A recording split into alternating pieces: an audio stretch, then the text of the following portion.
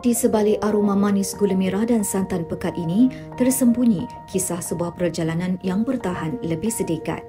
Inilah Pak Teh Dodol, jenama dodol tradisional yang lahir dari tekad, jatuh bangun dan cinta terhadap warisan zaman berzaman.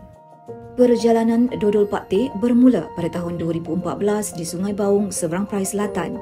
Sebelum itu, pasangan Ahmad Lutfi Yusof dan Rahmat B. Ismail, lebih mesra sebagai Pak Teh dan Mak Teh, pernah mengusahakan perniagaan pakaian.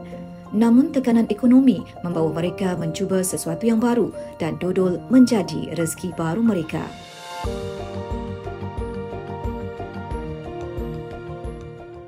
Sebenarnya penjagaan dodol ni sebelum ni kami buat hanya masa musim perayaan sahajalah kan. So bila kami cuba nak memajukan produk dodol, so kami mengambil keputusan untuk buat cara berterusan lah. Maksudnya kita buat sepanjang tahun. Dan sekarang ni dah masuk 10 tahun lah penjagaan Pak Teh Dodol yang telah kami dapat hantar ke beberapa kedai-kedai di Perak, Kedah dan Pulau Pinang lah.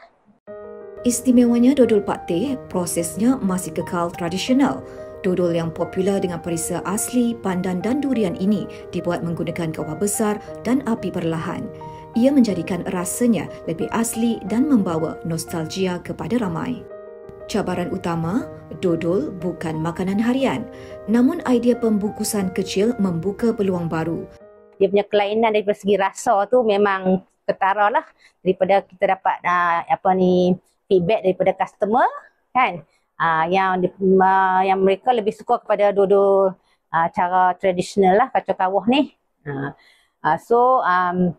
Perniagaan dodol kacau kawah ni, bila kita letak di kedai-kedai, jadi sambutan tu dia lebih laju lah, orang kata produk tu keluar laju sikit sebab cara penerimaan peminat-peminat dodol lah. Dan kami juga berasa bersyukur kerana kami dapat support daripada farmer kan, daripada pertanian yang memberi bantuan macam mesin kan. Jadi untuk masa depan ni mungkin kita akan pergi ke arah moden lah kan, sebab kita akan ada impian untuk memasarkan, meluaskan lagi ke peringkat global lah, insya-Allah. Dari Sungai Baung ke hati penggemar manisan tradisional, Pak Teh Dodol bukan sekadar makanan tetapi simbol ketekunan dua insan menjaga resepi lama sambil melangkah ke masa depan. Nurul Ain Kamil, Malaysia Aktif.